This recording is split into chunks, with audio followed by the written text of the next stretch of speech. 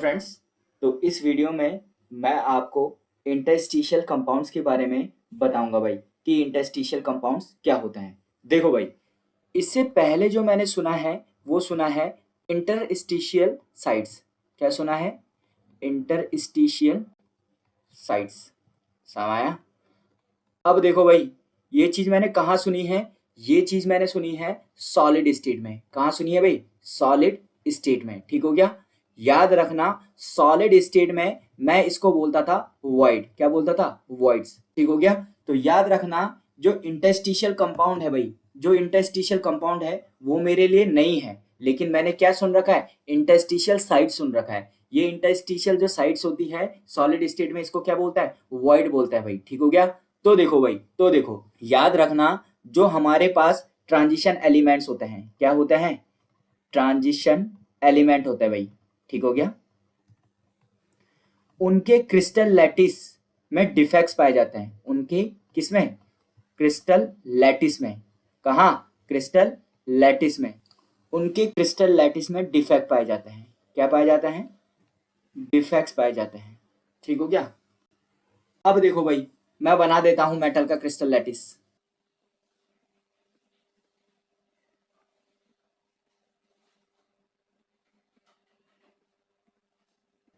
देखो भाई, ये मेटल का क्रिस्टल लैटिस है। ठीक हो गया? इसमें आपको कुछ खाली जगह दिख रही होंगी, जैसे यहाँ पे ये वाली खाली जगह, ये वाली खाली जगह, ये वाली खाली जगह, ये वाली खाली जगह, ये। तो ये सारे के सारे क्या है? वॉइड है। क्या है भाई? वॉइड्स है। समाया? या इसको क्या बोलते हैं? याद रखना, इसको बोलते हैं इंटरस्टिशियल साइड। इंटरस्टिशियल साइट्स बोलते हैं। ठीक हो गया भाई? इट मीन्स जो ट्रांजिशन मेटल है उसके क्रिस्टल लैटिस में डिफेक्ट्स पाए जाते हैं। डिफेक्ट्स का मतलब क्या पाया जाता है? वॉइड पाए जाते हैं। उन वॉइड्स को हमारी साधारण भाषा में होल्स भी बोलते हैं, और याद रखना, प्योर साइंटिफिक लैंग्वेज में क्या बोलते हैं? इंटरस्टिशियल साइट्स पाई जाती हैं। ठीक हो गया? तो देखो भाई, इन्हीं वॉइड्स में इन्हीं वॉइड्स में मेरे नॉन मेटल क्या होता है? इंसर्ट हो जाता है भाई। ठीक हो गया? तो देखो भाई, याद रखना, इसमें जो स्मॉल नॉन मेटेलिक इंप्योरिटीज है, स्मॉल नॉन मेटेलिक इंप्योरिटी जो है, इसमें क्या हो जाती है? इंसर्ट हो जाती है। क्या हो जाती है भाई? इंसर्ट हो जाती है। ठीक हो गया? याद रखना, मैंने क्या बोला था? हमारे पास ट्रांजिशन मेटल है, उसके क्रिस्टल लैटिस में क्या होता है? डिफेक्ट्स होते हैं। इन डिफेक्ट्स की वजह से वॉइड्स जनरेट होते हैं, और उन वॉइड्स में स्मॉल नॉन मेटेलिक इंप्योरिटीज पाई जाती है। समय, अब ये नॉन मेटल कौन से हुए? ये हुआ कार्बन, हाइड्रोजन, नाइट्रोजन और बोरॉन। ठीक हो गया भाई? ये जाकर के वॉइड्स में क्या कर जाता है? इंसर्ट कर जाता है, और क्या बनाते हैं? क्या बनाते हैं? इंटरस्टिशियल कंपाउंड बनाते हैं। क्या बनाते हैं? इंटरस्टिशियल कंपाउंड बनाते हैं। ठीक हो गया भाई?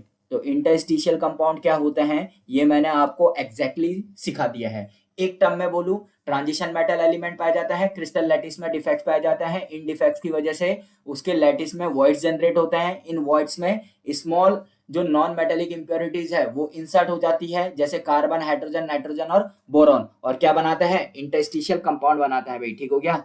याद रखना, ये जो फिगर मैंने आपके लिए लगा रखा है वो इंटरस्टिशियल वॉइड्स को दिखा रहा है, और इस वॉइड्स में जो हमारे नॉन मेटल है वो क्या हो गए हैं? ट्रैप हो गए हैं। ये और ये जो पूरा कंपाउंड बना है वो बन गया है इंटरस्टिशियल कंपाउंड। क्या बन गया भाई? Interstitial compound. तो इंटरस्टिशियल कंपाउंड्स क्या होते हैं ये मैंने आपको बता दिया है। ठीक हो गया? देखो भाई, इसकी डेफिनेशन लिख लेते हैं। क्या लिखोगे? The transition metals form transition metals form a large number of interstitial compound, a large number of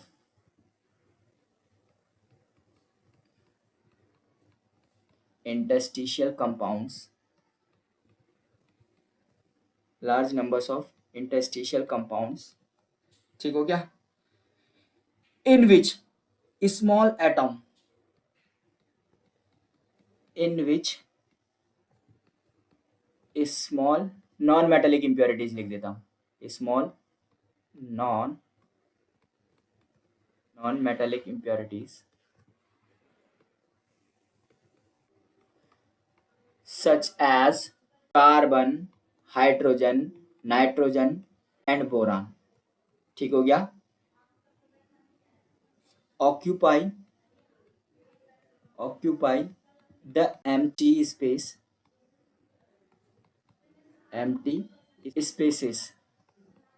समाया। और इस एम्प्टी स्पेस को ही क्या बोला है? इंटरस्टिशियल साइट्स बोला है। इंटरस्टिशियल साइट्स बोला है।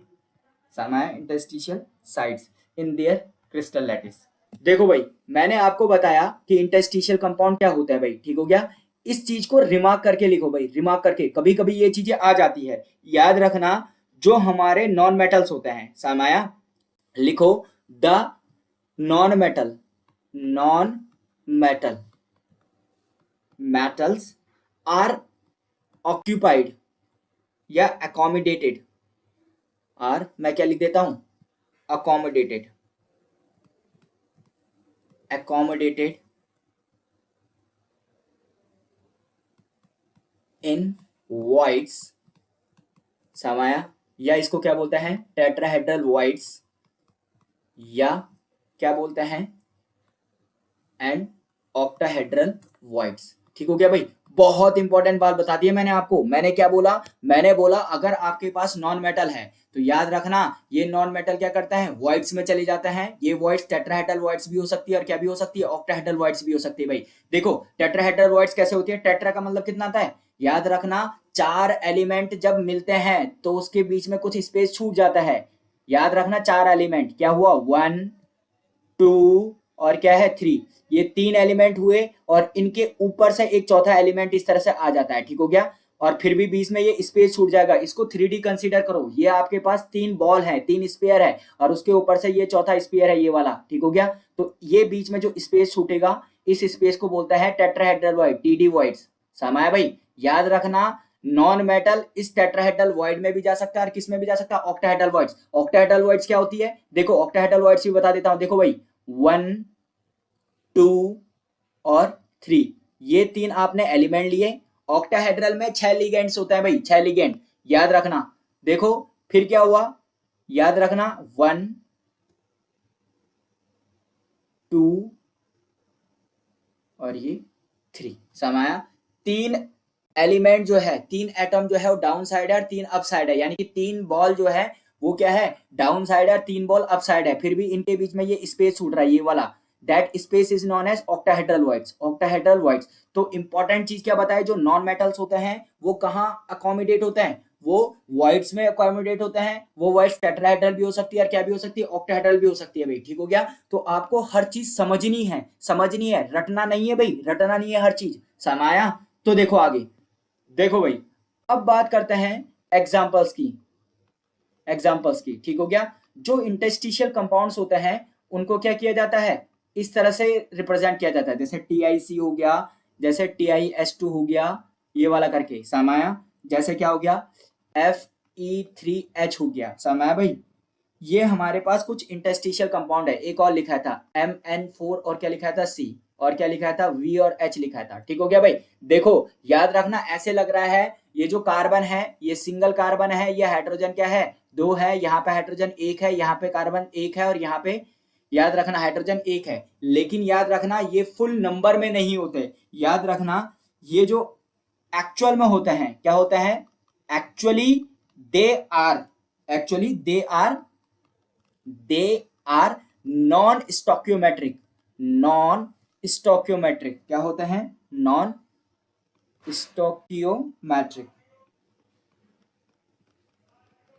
नॉन स्टोक्योमेट्रिक का मतलब क्या होता है? देखो भाई, नॉन स्टोक्योमेट्रिक का मतलब क्या था? इसको ले लेते हैं। याद रखना, कभी भी वो TiS2 नहीं देगा, वो देगा TiH1.7।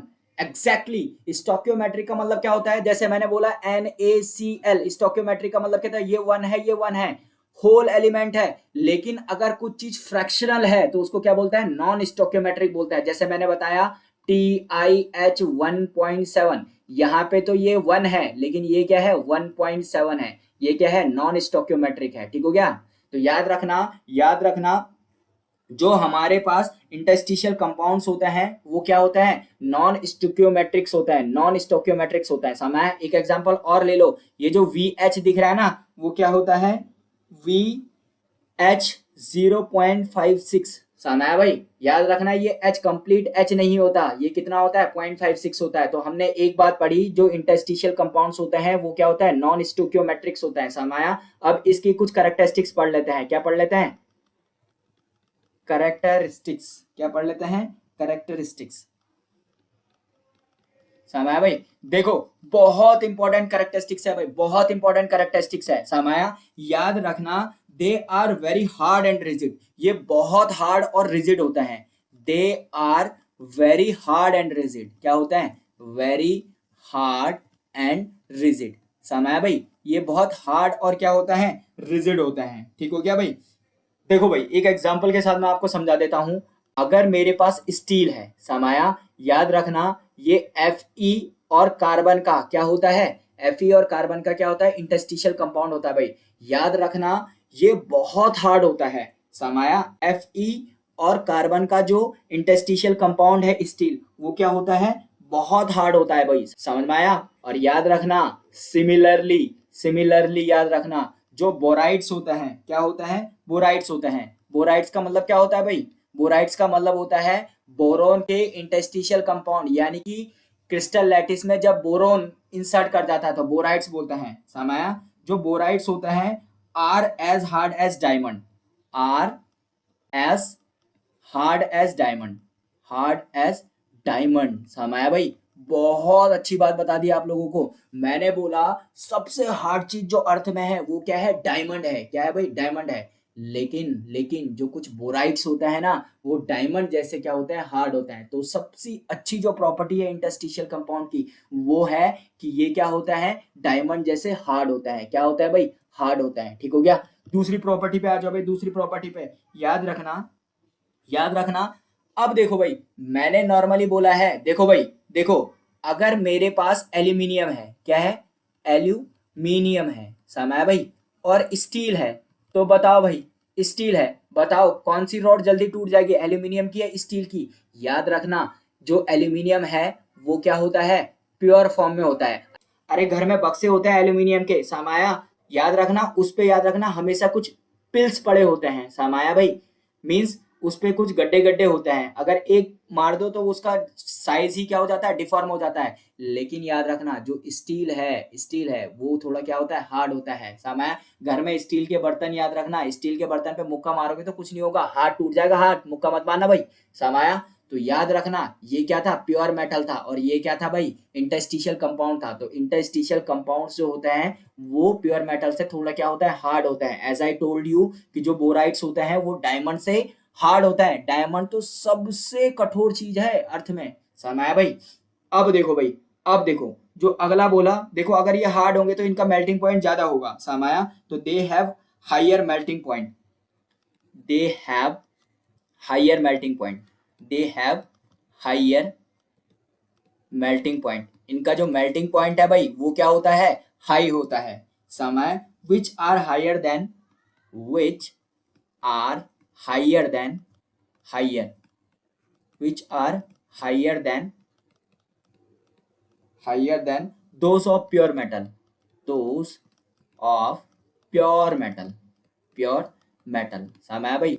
याद रखना अगर मैंने स्टील की बात की है और आयरन की बात की है तो याद रखना जो इंटरस्टिशियल कंपाउंड है स्टील, उसका मेल्टिंग पॉइंट याद रखना आयरन से क्या हो जाएगा, ज्यादा हो जाएगा, ज्यादा हो जाएगा। तो दूसरी प्रॉपर्टी है क्या है कि इनका जो मेल्टिंग पॉइंट होता है इनके प्योर मेटल से क्या होता है, ज्यादा होता है। समझ भाई। याद रखना ये चीजें मुझे आ गई है। अब देखो भाई, अब देखो याद रखना बहुत इंपॉर्टेंट है, ये क्या होता है, केमिकली इनर्ट होते हैं। क्या होते हैं, केमिकली इनर्ट होते हैं। सामाया केमिकली इनर्ट हो गए। ठीक हो गया। और याद रखना केमिकली इनर्ट तो हो जाते हैं, लेकिन याद रखना ये कंडक्टिविटी शो करते हैं। क्या आएगा, शो कंडक्टिविटी, कंडक्टिविटी। समय भाई ये चीजें याद रख लो, ये चीजें याद रख लो, बहुत अच्छी तरह से चीजें आ जाएंगी भाई। समाया इंटरस्टिशियल कंपाउंड एकदम से आ जाएगा। पहले मैंने बहुत छोटा टॉपिक लिया है भाई, बहुत छोटा टॉपिक। ठीक हो गया। अब देखो सबसे पहले कैरेक्टरिस्टिक क्या बताई मैंने, कहा ये हार्ड होता है, रिजिड होता है। क्यों होते हैं समझो समझो, याद रखना ये हमारे पास क्या है, क्रिस्टल लैटिस है किसी मेटल का, समय भाई समय क्रिस्टल लैटिस है। इसमें क्या होता है, वॉइड्स पाए जाते हैं। इन वॉइड्स की वजह से, इन डिफेक्ट्स की वजह से ये क्या हो जाता है, इजीली क्रैक हो जाता है। लेकिन जब इसमें नॉन मेटल इंसर्ट हो जाएंगे, क्या हो जाएंगे, नॉन मेटल इंसर्ट हो जाएंगे, नॉन मेटल इंसर्ट हो जाएंगे, तो याद रखना ये बहुत हार्ड हो जाएंगे। इनका मेल्टिंग पॉइंट प्योर मेटल से ज्यादा हो जाएगा, केमिकली क्या हो जाएंगे, इनर्ट हो जाएंगे। और याद रखना लेकिन कंडक्टिविटी क्या करेंगे, शो करेंगे। समाया चीजों को दिमाग से सोचो, दिमाग से, रटने की जरूरत नहीं है, रटने की जरूरत। अरे भाई रटने से याद आया, एक कहानी सुनाता हूं आप लोगों को, बहुत छोटी कहानी है लेकिन बहुत प्यारी और समझने वाली है। समाया देखो, याद रखना, एक दिन पहले मैं आईआईटी सोनीपत में था। समय भाई वहां पे मुझे एक आईआईटी कानपुर के एक टीचर मिले, ठीक हो गया। वो टीचर जो थे वो फिजिक्स में रिसर्च कर रहे थे, और उनका जो बैकग्राउंड था वो क्या था, देखो भाई रिसर्च दो तरीके से होती है। एक रिसर्च होती है थियोटिकल, समय जिसमें केवल सॉफ्टवेयर की मदद से हम लोग क्या करते हैं, रिसर्च करते हैं। और दूसरा होता है एक्सपेरिमेंटल, समय एक्सपेरिमेंटल। तो देखो भाई दोनों में 180 का फ्लिप है। थ्योरेटिकल बहुत अलग रिसर्च है और एक्सपेरिमेंटल बहुत अलग रिसर्च है भाई, टोटल 180 डिग्री का फ्लिप है। देखो भाई वो जो टीचर्स थे उनका जो बैकग्राउंड था वो क्या था, थ्योरेटिकल फिजिक्स, बहुत टाइम तक उन्होंने थ्योरेटिकल फिजिक्स में रिसर्च की समाया। लेकिन वो एकदम से किस में आ गए, एक्सपेरिमेंटल में आ गए, ठीक हो गया। तो एकदम से एक विद्वान, बहुत ही विद्वान सर है हमारे पास, नाम नहीं लूंगा, उन्होंने पूछ दिया सर मुझे ये बताइए कि ये आपका 180 डिग्री का फ्लिप कैसे लगा, मतलब आपने थ्योरेटिकल से एक्सपेरिमेंटल साइंस में क्यों फ्लिप कर दिया समाया। तो उन्होंने बोला एक बार की बात है समय, वो आईआईटी कानपुर के थे, 90s की बात बता रहा हूँ, 1990 की बात बता रहा हूँ। तो याद रखना वो आईआईटी कानपुर में थे, तो अचानक आईआईटी कानपुर में लाइट चली गई, क्या चली गई, लाइट। तो वो कहाँ पहुंच गए, छत पे पहुंच गए भाई समाया। अब देखा उन्होंने, वो देख करके बहुत आश्चर्यचकित हुए। उन्होंने देखा कि जो आईआईटी कानपुर है उसके किसी भी कोने में लाइट नहीं है समाया। लेकिन याद रखना आईआईटी कानपुर का जो बाहर का जो सिटी थी वहां पे लाइट थी समाया। उन्हें फील हुआ, आईआईटी का मतलब क्या है भाई, IIT, Indian institute of technology, भाई टेक्नोलॉजी का सेंटर, टेक्नोलॉजी का सेंटर ही अंधेरे में है और बाहर की दुनिया क्या है, लाइट में जी रही है समाया। वो एकदम फ्लोर से नीचे उतरता है और जाते हैं इलेक्ट्रिकल इंजीनियरिंग डिपार्टमेंट में समाया। पहले टीचर से मिलते हैं, क्या किया, पहले टीचर से मिले, पहले टीचर से बोला कि चलो भाई लाइट देखते हैं क्यों नहीं आ रही है। तो टीचर ने बोला अरे भाई ये क्या बात कर रहे हो समाया, मैं तो टीचर हूँ, मुझे केवल थ्योरी पता है, ये करके मैंने बच्चों को सिखा दिया, कैपेसिटर ये करता है, वो ये करता है, वो ये करता है, हम इस काम के लिए थोड़ी ना है, इस काम के लिए तो कोई इलेक्ट्रिशियन आएगा समाया। तो उन्होंने मना कर दिया, दूसरे से गया, दूसरे ने मना कर दिया, तीसरे से गया, तीसरे ने मना कर दिया। अब वो सर पहुंच गए क्लास में, तो चलो बच्चे अच्छा हम लाइट बनाते हैं, आप लोग तो इलेक्ट्रिकल इंजीनियर हो। तो बच्चों का मुंह बहुत छोटा हो गया भाई, उन्होंने कहा सर हमने इलेक्ट्रिसिटी का काम कभी करा नहीं है, हमने पढ़ा है। तो उन्होंने सोचा यार ये हम कर क्या रहे हैं, हम लोग तो किताबी इंजीनियर बना रहे हैं, एक्सपेरिमेंटल वे पे तो वो पास ही नहीं है समाया।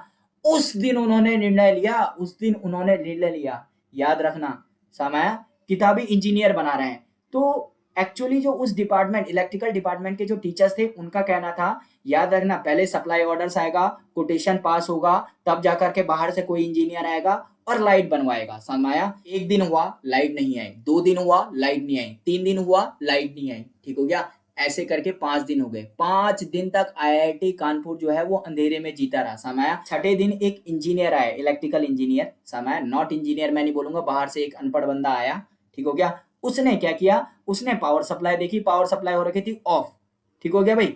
उसने पावर सप्लाई के स्विच को ऑन किया, जिसको कुछ नहीं आता था भाई, वो इंजीनियर थोड़ी ना है, वो आईआईटी से पढ़ा हुआ थोड़ी ना है, लेकिन फिर भी उसने इलेक्ट्रिसिटी ला दी। उन्होंने बोला उस दिन मैंने फील किया समाया, उस दिन मैंने फील किया थ्योरेटिकल से ज्यादा कुछ नहीं होगा, इसलिए मैं एक्सपेरिमेंटल में स्विप कर गया समाया। तो आपको भी बता रहा हूं कि जो चीज पढ़नी है वो बहुत दिल से पढ़ो समाया भाई, बहुत समझ समझ के पढ़ो। आज नहीं आएगा समझ में, कल आएगा, कल नहीं आएगा परसों आएगा, परसों नहीं आएगा एक और दिन बाद आएगा भाई। लेकिन चीजों को पढ़ो समाया, चीजों को एक्सपेरिमेंटल वे में लाओ ताकि वो आपकी लाइफ में लगे समाया। तो मुझे लगा काफी इंस्पायरेबल कहानी थी भाई, इसलिए मैंने आप लोगों को बताई। आगे देखो भाई, आगे आगे मेरे पास आपके लिए बहुत अच्छे अच्छे क्वेश्चन है भाई, समाया। चलो पहला क्वेश्चन बताओ, which of the following statement about interstitial compound is correct. याद रखना ये बहुत इंपॉर्टेंट क्वेश्चन है भाई, बहुत इंपॉर्टेंट क्वेश्चन आ सकते हैं, याद रखना आए हुए नहीं है, आ सकते हैं। दे रिटेन मेटेलिक कंडक्टिविटी, बिल्कुल सही बोला है। इनकरेक्ट बताना है भाई, इनकरेक्ट, समझ में आया। दे आर केमिकली रिएक्टिव, ये तो बिल्कुल गलत बोल दिया भाई, अभी बोला था केमिकली नॉन रिएक्टिव होते हैं, इनर्ट होते हैं, समझ में आया। They are much harder than the pure metal, बहुत सही बात कही है, बिल्कुल सही है। बोला था एल्यूमिनियम का और स्टील का, मैंने एग्जांपल दिया था। स्टील जो है इंटरस्टिशियल कंपाउंड है, एल्यूमिनियम प्योर मेटल है। एल्यूमिनियम में मुक्का मारोगे तो एल्यूमिनियम पिचक जाएगा, लेकिन स्टील में मुक्का मारोगे तो आपका हाथ ही टूट जाएगा, ठीक हो गया। They have higher metallic point than the pure metal, समझ, ये बिल्कुल सही है भाई, समझ। तो कौन सा आ गया, ऑप्शन बी इसका करेक्ट हो गया, समझ भाई। मजाक मजाक में हमने इस क्वेश्चन को कर दिया। अगला देखो, ट्रांजिशन जो मेटल्स है when they form interstitial compound, जब वो इंटरस्टिशियल कंपाउंड बनाते हैं तो जो नॉन मेटल होता है भाई, नॉन मेटल वो कहाँ एकोमोडेट होता है, वो होता है वॉइड्स या होल में, क्यूबिक क्रिस्टल के, दूसरा ऑक्टाहेड्रल वॉइड में, तीसरा टेट्राहेड्रल वॉइड में, और ये जो चौथा एग्जांपल है फोर वाला है ऑल। मैंने बोला था जब इंटरस्टिशियल कंपाउंड बनता है उसमें जो नॉन मेटल इंसर्ट होता है वो क्या हो सकता है, वॉइड में इंसर्ट हो सकता है, ऑक्टाहेड्रल वॉइड में इंसर्ट हो सकता है, टेट्राहेड्रल वॉइड में इंसर्ट हो सकता है। इसका मतलब जो इसका ऑप्शन 4 है ऑल, वो सही है भाई, समझाया, ऑप्शन 4, या मैं क्या बोल सकता हूँ, ऑप्शन डी इसका सही है, समझाया। होप आप लोगों को इंटरस्टिशियल कंपाउंड बहुत अच्छे से समझ में आया होगा भाई, ठीक हो गया। अगले वीडियो में डी ब्लॉक की अगली प्रॉपर्टी मैं आपको बताऊंगा। ये जो प्रॉपर्टी है वो थोड़ा इजी थी लेकिन काफी कॉन्सेप्चुअल थी, इसलिए मैंने आपको ये प्रॉपर्टी पहले पढ़ा दी भाई, ठीक हो गया। तो इस वीडियो में इतना ही, thanks for watching, happy learning.